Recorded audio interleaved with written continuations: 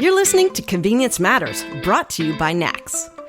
We'll talk about what we see at stores and what the future may hold for our industry. We all changed in the past year and a half. We looked at our own priorities for life, for time, for our jobs, for shopping behavior. Something or everything is different for us than it was in 2019. Today, we're going to talk about what business leaders found to be their most important discoveries this past year and how you can translate that to your own situation. Welcome to Convenience Matters. I'm Carolyn Schnare with NACS, and I'd love to introduce my co-host for today, Rose. Hi, everyone. I'm Rose Johnson, also with NACS, and I am delighted to be here today. With that, I wanted to jump in. Rose, we're going to talk a little bit about engaging people, or a lot of it about engaging people, actually, both customers and employees. And today's guest is going to talk to us all about that. This is Joseph Michelli, who is a speaker, an author, an organizational consultant, and the CEO of the Michelli Experience. His latest bestseller is called Stronger Through Adversity, which is full of advice that we could all use these days. Welcome to the show, Joseph. It's great to be here, Carolyn and Rose. So you were at our most recent in-person event at the NACS Leadership Forum back in the spring. And we talked about building loyalty with customers in a post-pandemic world. Well, we're still trying to find that very elusive post-pandemic world. I feel like I'm in one of those nightmares where you're running down the hallway and you just can't get to the end of it. And you just you're late for class, you're late for work. But one of these days we will get past this and we'll keep working together to make that happen. But in the meantime, a lot has changed. Like I said in the beginning, people have changed. So in your opinion, let's just jump right in. How have people or customers even, or employees, you can pick either or both, how have they changed since the beginning of this pandemic? And what can we learn a little bit about that? I love that I'm not going to answer your question at all. You gave me customers or employees, and I'm going to talk about leaders really quickly. I know what I'm doing, at least. I think leaders have changed in terms of the way they look at employees and customers. There used to be a time that I think the customer was the be-all, end-all, I think. Henry Ford once said that, it's the customer who pays the salary and it's just the employer who manages the money. I think that in the last year and a half, leaders have really put a priority on employees because they understand without employee experiences being awesome, they don't have customer experiences. On the customer side, we know that this is a time when customers have focused on all the classics, right? I mean, it's certainly part of your industry, the digital pay, the convenience, the physical safety, the enjoyable shopping experiences when they elect to engage, and certainly just the effortlessness of getting their needs met. So all of that, I think, is well known. But what has really started to shift, I think, is an appreciation for just how critical the employee experience is into the delivery of the customer experience. Oh, for sure. And I mean, leadership, you said the word, I like the way you answered that question where we just jumped in on leaders because we were all looking for leaders. We still are, whether it's at the head of a country or your state or your school system or whatever's going on in your life. You're always looking for someone to guide you, especially these times, because it's just someone's got to be in charge, right? So I was reading your book about leading with adversity. And what are some of the things that stood out to you with really strong leaders since this pandemic began? The very fact that leaders had time to talk to me for a book was kind of standing out because, they were so absorbed, but I think people needed to talk. There was an emotional need to process what was happening and still is. And there's a need not to be alone in what feels like a very alone set of situations that we all face. We're kind of on the same turbulent ocean, just on different ships. And I think that figuring out how do we continue to navigate in the direction that creates success for our businesses is pretty important. I think beyond that, taking care of yourself was probably more important than ever. We could get by with some marginal coping skills going into the pandemic. We may have even faked our way through it for a short period of time in the beginning, thinking it was going to be time limited. But as this is protracted, self-care has been particularly important. So networking, self-care, I think at the more organizational level, it was changing the way you set goals and not being able to set goals for annual goals or quarterly goals. Sometimes it was hour by hour and day by day, and it was communicating what is our objective for today, doing a critical incident debrief at the end of the day to determine did we achieve our goals, and then reset our expectations just for the next day's activity.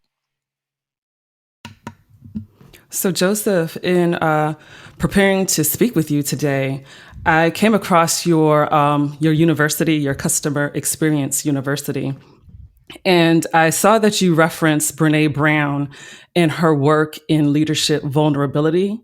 So can you speak a bit how that translated throughout the pandemic, throughout the conversations you had with leaders? Oh, I wish I was as vulnerable as Brene Brown. She's so transparent. And she's been telling us for the longest time that people don't want perfect leaders. They want real human beings with flaws who are aspiring to do great things collectively with other flawed human beings.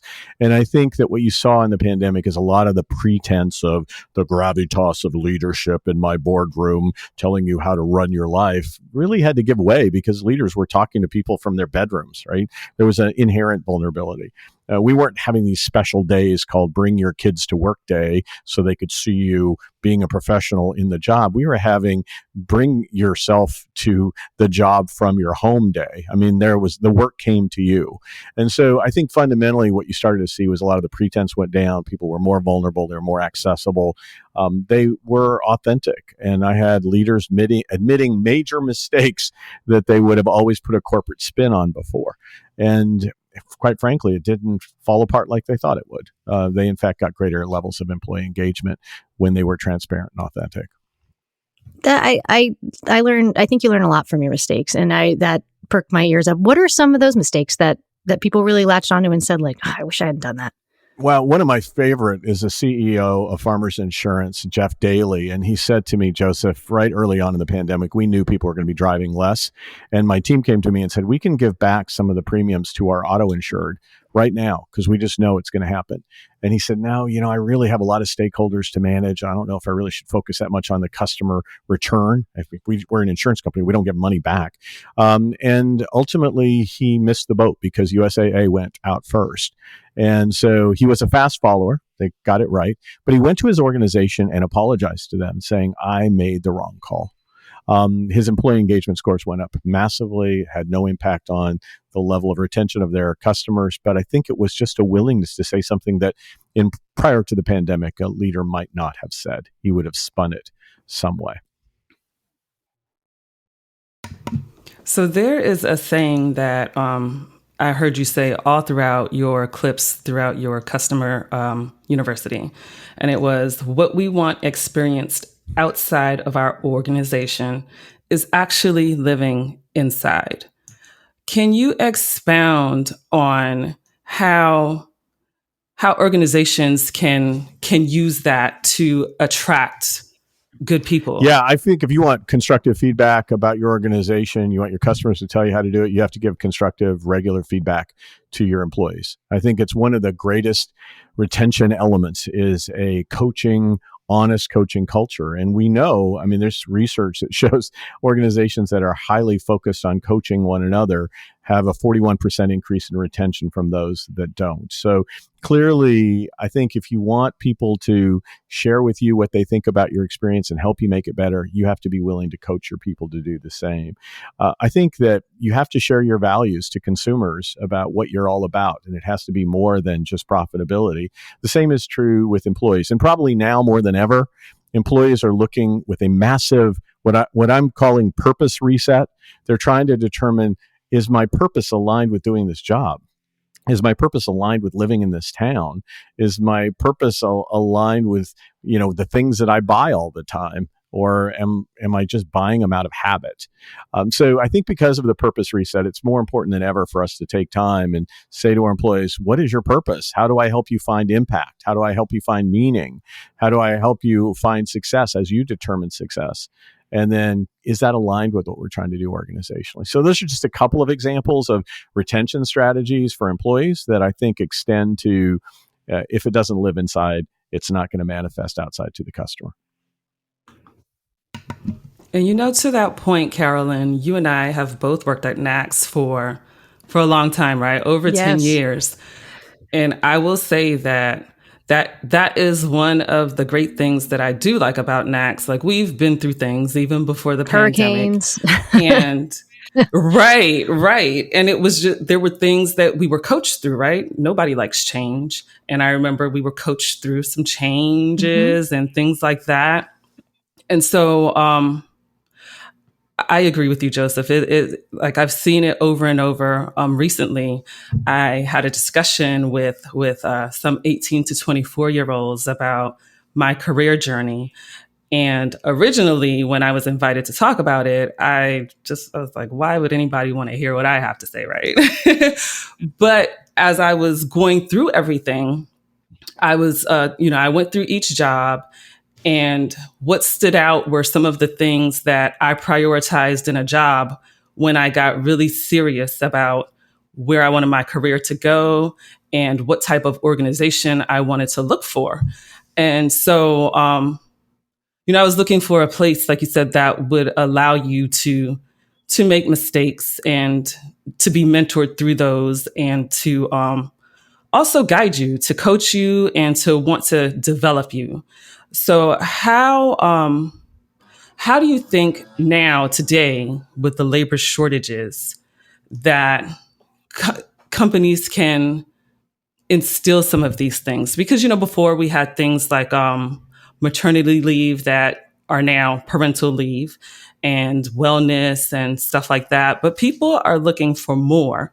What do you think people want to see in organizations? I love that journey to the question, Rose. I mean, I think the very fact that you're talking to millennials, I mean, sometimes we think this labor crisis that we're currently in is somehow unique. And quite frankly, there was increasing levels of voluntary turnover going into COVID-19. Year over year, we were seeing more and more people voluntarily choose to opt out of an employer. And it was done, I think, largely because the people couldn't understand how they could pin their hopes and dreams to an organization for more than a couple of years. Some of it is cultural in the way different generations view these things. But I think ultimately organizations have to work against that trend. And maybe now they have to do it at an incredible volume. It's almost like right now people are trying to build a parachute as they're jumping off a bridge, right? We're trying to figure out, how do we get these people before we hit the water? And so I think the answer is partly in purpose. So purpose is certainly that, helping people find their purpose and align with your purpose. But I think the other two areas are things you touched on. One is mastery and one is autonomy. And so mastery for me is all about helping people learn and grow, to develop, to become better than they were yesterday in one capacity or another. And I think, that gets into mentoring programs, that gets into social support networks that you create within your organization. I think that it's creating career paths where people can see a line of sight to a future within an organization. So those are all particularly important. I think it's providing training and education, even though sometimes it's hard to justify the ROI on training. The ROI is that people feel they're growing. And as long as they feel they're growing and you're capable of facilitating that growth, they're going to want to stay with you and grow with you.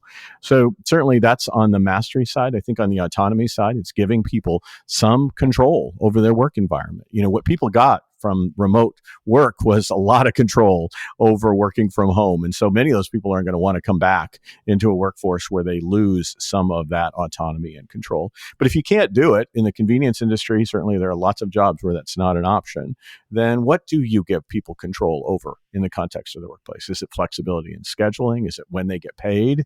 Is it what broom they use to sweep the floor? Do they get a say in choosing the items and tools they use to affect their work? And so while we may not be able to control ultimately whether we sit in our home, in our jammies, in our bunny slippers, or if we're at work stocking shelves, we should be able to control certain factors of our life. And to the degree that we work on mastery, autonomy, and purpose, I think we drive greater engagement environments. And one of the things that struck me as we talk about in-store employees, I mean, obviously they can't work from home. They have to be in person. And you talked a lot about communication. So it led me to think a lot about safety and security, which is, in the hierarchy of needs, that's very, very important to people.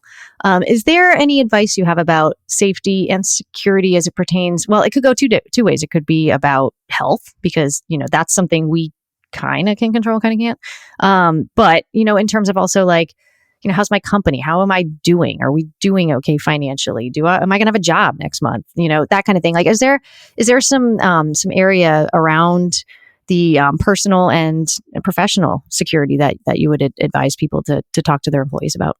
Well, Carolyn, I love that you bring up the the hierarchy of needs. And certainly I even shared it on the stage at NACS. And I'm a big fan of the book Peak by Chip Conley, which really takes Maslow's mojo and applies it to workplace settings. Everything from, the way you treat your customers to the way you lead your teams. So I think there's great wisdom out there we can borrow from. Specifically, I think about safety has changed a bit. I mean, most of us always concerned ourselves with safety. It operated in the background of a business.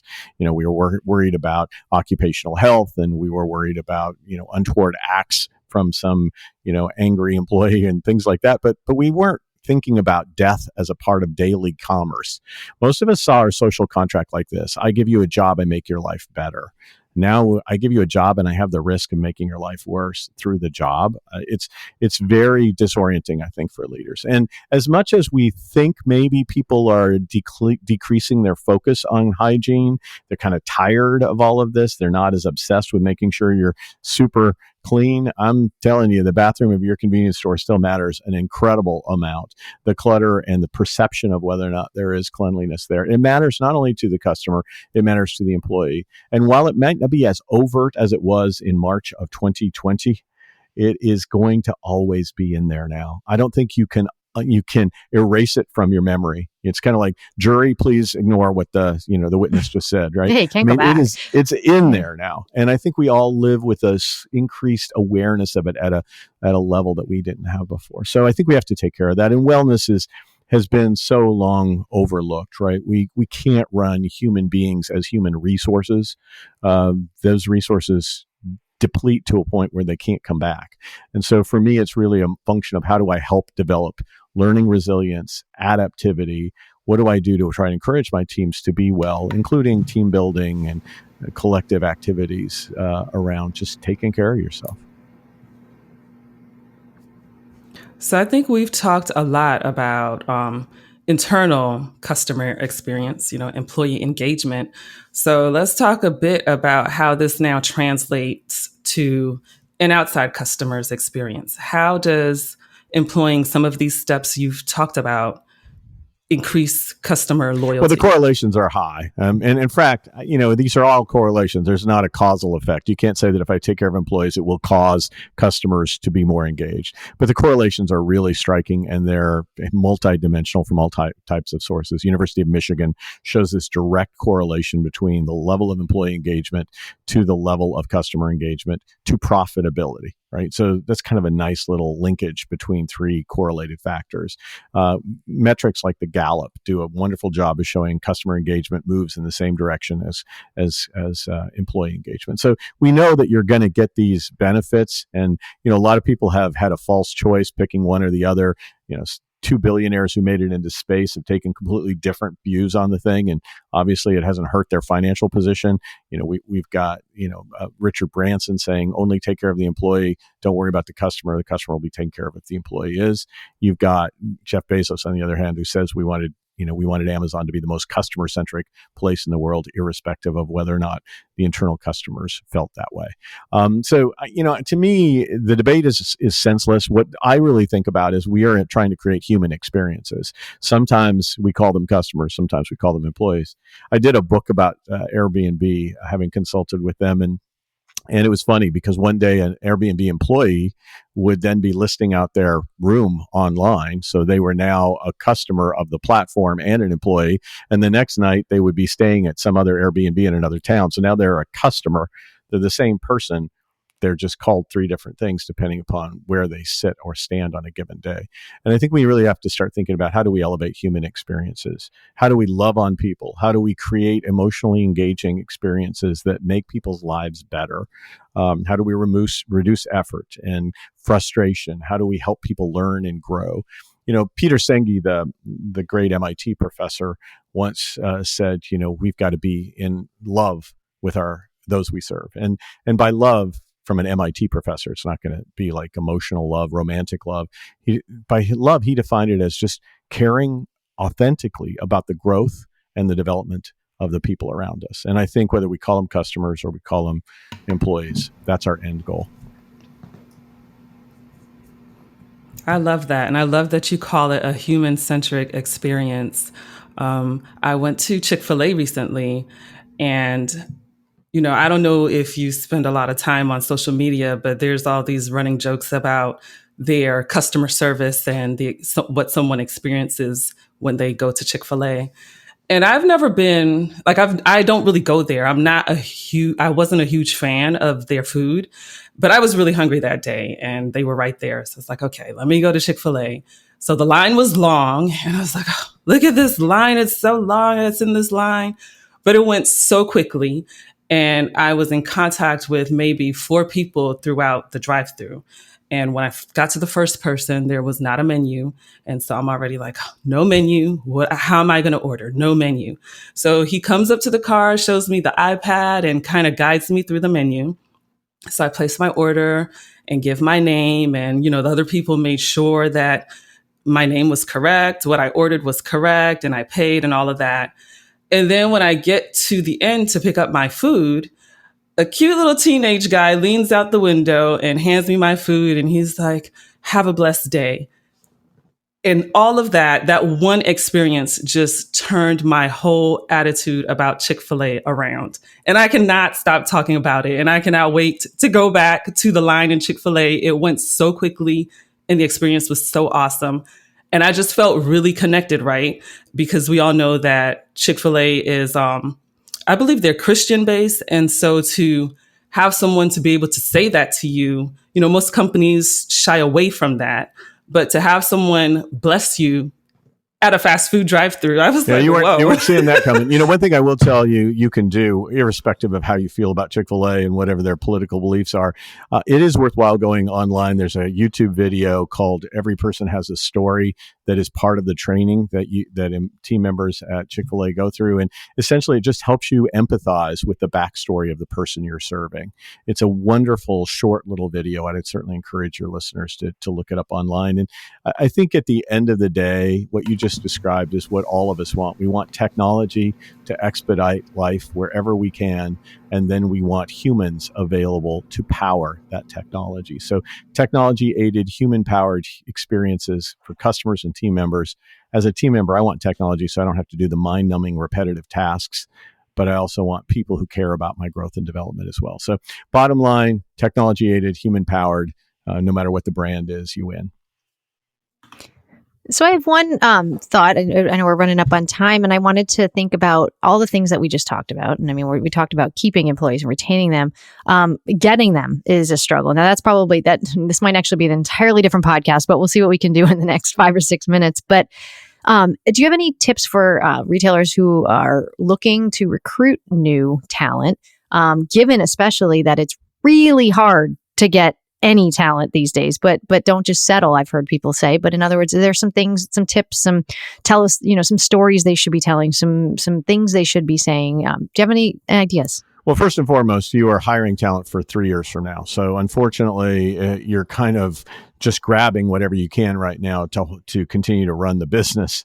But you should be developing a culture that is building to get the best talent for 3 to 5 years out. So that's my first step. But as it relates to just keeping the lights on and trying to bring enough people in to keep the job moving and hopefully getting the best of what's available, I think it starts with looking around your world and seeing when people wow you, when they have that human compassion, when they seem to have the skills. I would be taking that guy from Chick-fil-A and I would be handing out my business card to him as I am getting my food the next time I go there, in the hope that they might consider working for me in the short term, in addition to the part-time jobs that they have at Chick-fil-A. And maybe if the environment is culturally strong, he won't need to continue to do Chick-fil-A anymore, and he can work for me on a more permanent basis. And poaching has been around for a long, long time.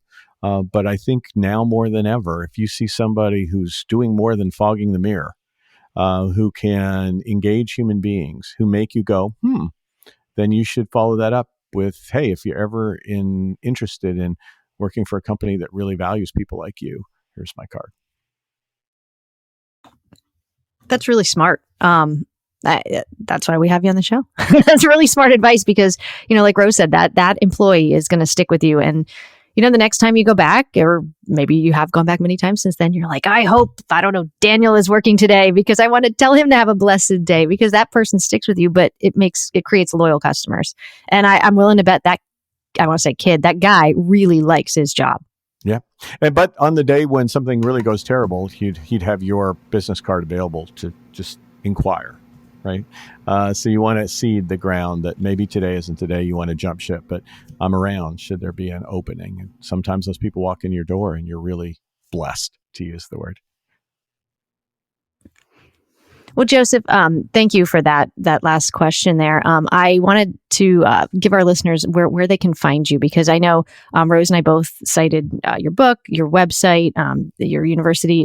Give us some links, and I'll also include them in the show notes as well, so that you don't have to be writing these down as you're jogging along or driving to work or doing whatever you're doing while you're listening to us. Tell us where to find you.